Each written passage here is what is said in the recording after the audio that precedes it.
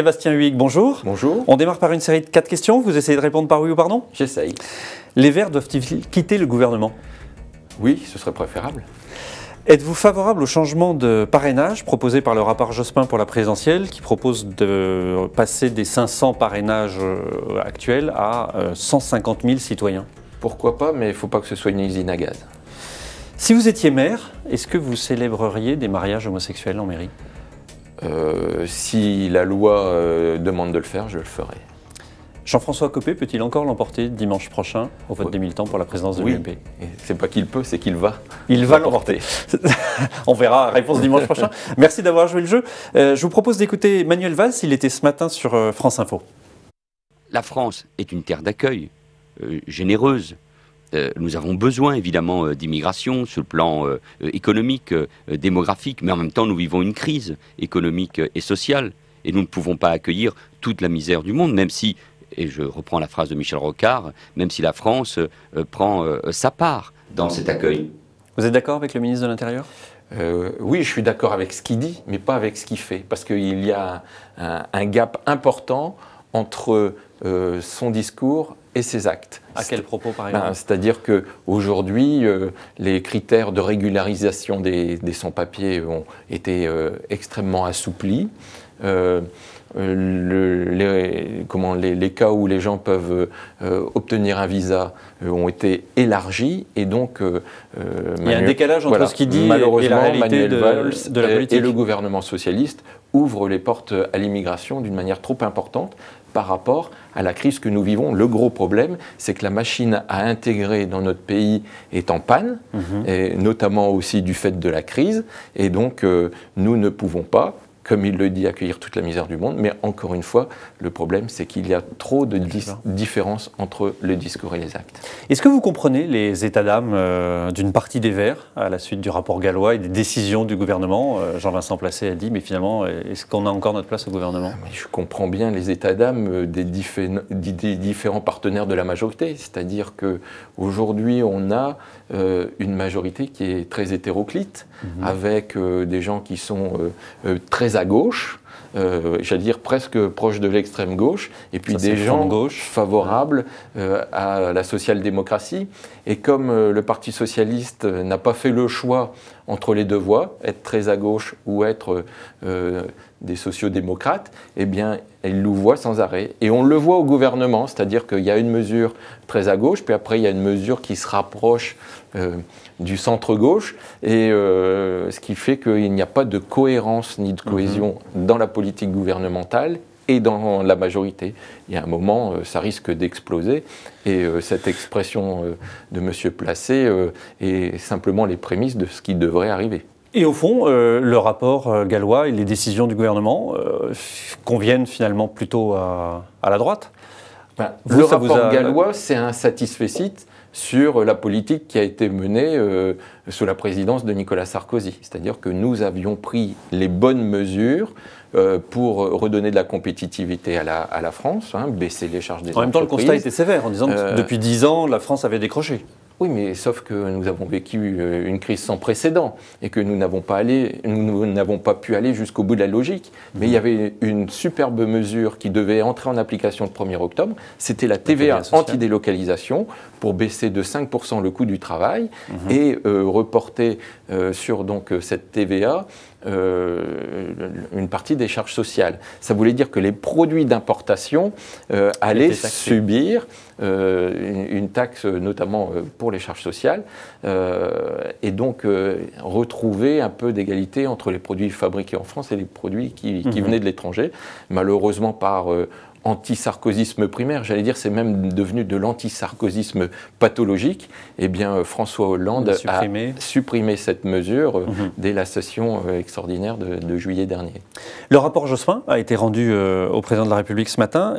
Parmi les propositions, donc on a vu sur les changements de parrainage, mais il y a aussi l'introduction d'une dose de proportionnelle pour les prochaines législatives, 10% des députés. Ça vous paraît aller dans le bon sens ou vous dites au contraire que c'est dangereux de changer le mode de scrutin? Moi j'ai l'impression qu'on revient sur la philosophie qui avait prévalu sous François Mitterrand. C'est comment est-ce qu'on fait pour faire monter le Front National, pour faire venir du Front National à l'Assemblée nationale et mettre en difficulté, en tout cas tenter de mettre en difficulté la droite républicaine. C'est une proposition qui figurait dans le programme de Nicolas Sarkozy aussi, hein, la dose de proportionnelle. Nous ne nous laisserons pas faire, en tout cas. Je pense que c'est le meilleur moyen pour eux de faire monter le Front National et de nous ennuyer. Encore une fois, c'est une vieille recette qui ressurgit du passé. Moi, je pense que les parlementaires, les députés doivent avoir un vrai ancrage local avec un territoire sur lequel ils sont au contact au quotidien avec nos concitoyens et pour éviter de voter des choses qui sont en contradiction avec les aspirations du quotidien des Français. À propos d'ancrage local, une autre proposition, c'est le non-cumul strict des mandats. Vous êtes favorable? Alors moi, je suis très libre pour en parler. Je suis au mandat unique. Je me suis imposé d'être uniquement parlementaire. Mais on sait que ça coince auprès de Jean-François Copé. Il n'est pas très favorable, par exemple, à cette mesure. Je pense que on peut conserver un mandat local, un seul mandat local. Il faudrait revisiter la règle. Aujourd'hui, on a le droit à un mandat local. Dit un mandat non exécutif et finalement qui ne serait pas rémunéré. Oui, mais quand vous êtes maire d'une petite commune ou maire d'une commune moyenne plus parlementaire, moi je pense que ça ne pose pas véritablement de problème. Là où ça peut commencer à poser problème, c'est quand vous êtes maire d'une grande ville, président d'une communauté urbaine, par exemple, et puis là, parlementaire. Là, ça commence à être compliqué à gérer tous les mandats, ou bien président d'une région, ou président d'un département. Mais le maire d'une commune de 500 habitants, voire 10, 15 000 habitants, 20 000, il faudrait fixer une limite de cet ordre. Mais que ce soit strict en disant vous êtes maire d'une commune de 500 habitants et vous ne pouvez pas être député, ça n'a aucun sens. Le vote des militants a lieu dans un peu plus d'une semaine, dimanche prochain, le 18. Vous aviez dit tout à l'heure, donc Jean-François Copé va gagner. Oui. Qu'est-ce qui fait que vous avez cette certitude? Alors, au-delà du fait que vous êtes encore en campagne et qu'il reste encore 8 jours. C'est un ressenti du terrain. C'est-à-dire que j'ai accompagné Jean-François Copé dans beaucoup de réunions publiques qu'il fait au quotidien. Il en fait plusieurs par jour. À l'issue de la campagne, il en aura fait une centaine. Et donc, on sent cette vraie ferveur des militants qui sont des vrais adhérents. Nous faisons très attention à ce que soient invités dans la salle uniquement des adhérents de l'UMP, c'est-à-dire des gens qui sont en capacité de voter il y a une vraie différence entre les adhérents qui seraient plus pour Jean-François Copé et les sympathisants qui, on le voit dans les sondages, eux, sont plus pour François Fillon? C'est-à-dire que les sympathisants voient ça de beaucoup plus loin. C'est-à-dire qu'il y avait un numéro 1 incontestable qui était Nicolas Sarkozy.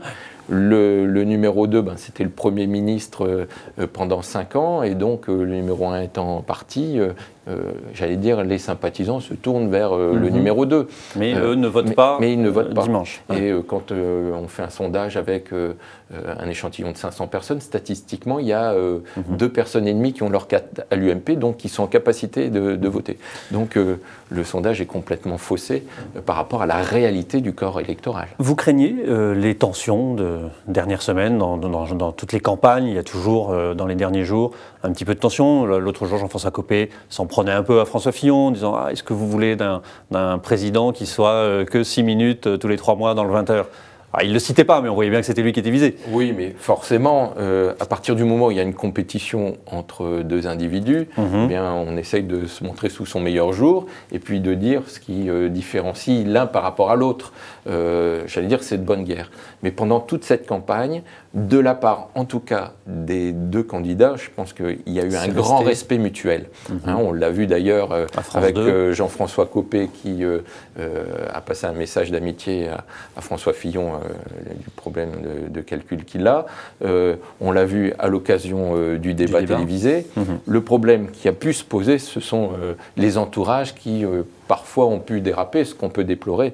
Mais ce que nous savons, c'est qu'au soir du 18 novembre, quel que soit le candidat qui aura gagné, eh bien, l'ensemble de l'UMP sera uni derrière lui, eh bien, pour que les prochaines échéances soient une vague bleue en faveur des candidats de l'UMP. Et ces prochaines échéances, ce n'est pas la présidentielle, il ne faut pas se tromper de combat. Ce sont les municipales, de 2014. Sébastien Huyghe, merci d'avoir répondu à nos questions. Merci à vous.